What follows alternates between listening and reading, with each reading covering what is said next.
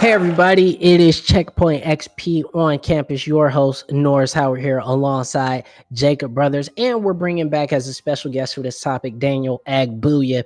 And we had to talk about this, guys, because you guys are in Las Vegas. Even though Evo Online, the live event was canceled, Evo Online was scheduled to go down this month, but a litany, a deluge of sexual misconduct allegations have hit the FGC, and the Smash community in particular has been hard hit by these allegations. So I wanted to bring on Daniel because Daniel is like myself. He's a fighting game guy. And I wanted to talk about this because the thing that I want everybody to understand before we get into these allegations is that they are allegations. No legal action has been taken against any of these people as far as I know. But this is really important as we start to have conversations about the future of esports, about the future of video games, and what it means to be in positions of power in the gaming industry. So, Daniel, you have been following this story. You're somebody who is been in fighting game tournaments as a contestant, as a competitor.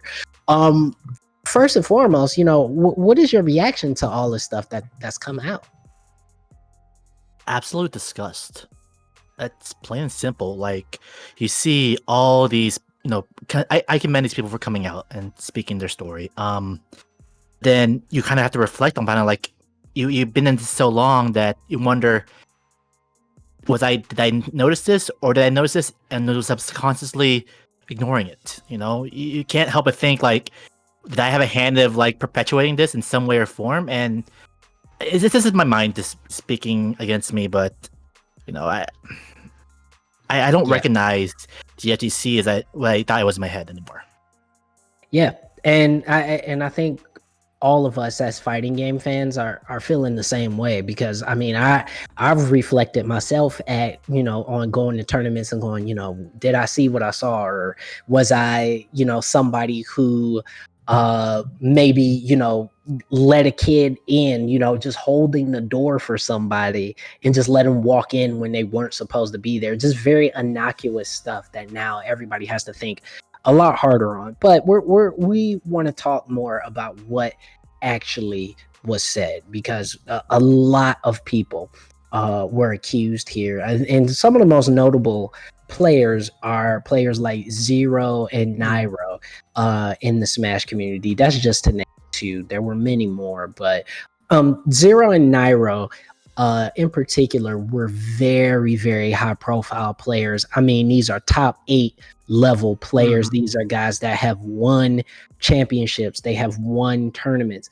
These are some of the most visible players in all of Smash, and they've been accused. And Nairo, his situation is even more sort of devastating, because he was allegedly having a relationship with Captain Zach, who was 14 or 15 at the time, and he and his brother were paying Captain Zach to stay quiet about the story, because Nairo at the time was 21 years old. So this is something that they knew intrinsically was wrong, and they still did it.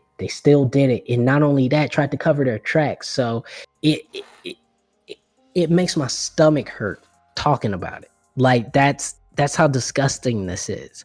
And another sort of really terrible allegation is the case of Senpai, she was a caster for the Smash community. She had a physical relationship with a 14-year-old puppy, who, when I say this kid was 14, he didn't even look 14. This kid looked 10 years old. And yet she preyed upon him as well. What the hell is going on right now? Like, in Smash in particular. I don't want to bring this as a whole FGC umbrella. What's going on in Smash? What do you guys think is happening here? Well, as an outsider, go on, Daniel. No, Jacob, I want to hear this. Okay. Actually, yeah, as an outsider, so I've just been watching games, fighting games on Evo. I kind of knew what was going on, and what I would gather is kind of happening is like Smash is now officially in the limelight. You know, a lot of these casters are now even more famous. A lot of these players are even more famous. I knew very well who Zero was. And I think once things get to that higher, more eyes on it level, just kind of more things get exposed as to happening. Because like this stuff is happening, you know, in traditional sports. This stuff is happening in other esports. And I think that Smash in particular, because it has I would say traditionally younger fan base and a more casual fan base as we've talked about off air. And now it's like the people affected is a much larger pool than other fighting games. And now that its popularity is higher, it's just being more aware of it. Yeah. Yeah, and I think that's a really important point because when you talk about, you know, Nintendo games, Nintendo already has its sort of younger, more casual demographic that it wants to go after. And Smash is one of the biggest games in the world. And so you're absolutely right. That younger demographic is going to be interfacing with some of the... That could have exposed kids to this kind of a world that might have not even known about that world yet. Yeah, and again, you know, that's the part that really begins to upset me because, you know, on one hand, I always want people and kids and people of all ages to be able to go and enjoy video games, you know, whether it be in a live event or virtually. But I'm leaning more to the point of like all events should just be 18 and up. And that's sad, and it is kind of punishing the victims in a sense. But it is clear, to me at least, that when it comes to Smash events, like, kids should not be allowed at them. Like, clearly, and that sounds ridiculous to say, but it is clear that certain people cannot control themselves. And that sounds, I want to vomit those words coming out of my mouth. But it's disgusting. I want to throw an alternative to that. If it's like not just over 18, have the parents involved. If your kid is like 14 and he wants to go to a Smash tournament, you have to be there as a parent. Be there. Has parental supervision, responsibility. Like, what is a grown adult letting their kid go and by themselves to an event like this, where apparently now we have all these sickos in the community. Well, to be fair, parents are generally. Yeah, go ahead. Parents are generally uninformed about video games for the most part. So I think that if they go with your route, Daniel, which I kind of agree with, is that I think that these event holders should be upfront about, like, look, there have been very bad sexual allegations that have happened, specifically with Super Smash Brothers. You need to be here and you need to watch your kid closely. Because if they say that to a parent, they'll listen to that. But at the same time, I feel like that's also victim blaming because for me, think about all the times you've gone to like state fairs and the movies and the mall and all these other places. It's not like there's never been predators at those places, but you didn't stop being able to go to those things at 14 years old with your friends. Like 14 years old is in high school. Like you at that point should be able to conduct yourself without complete parental oversight. And so the thing that I just think is I think that puts too much onus on the victims to protect themselves and not enough onus on the tournament organizers, the players, and the community to police itself.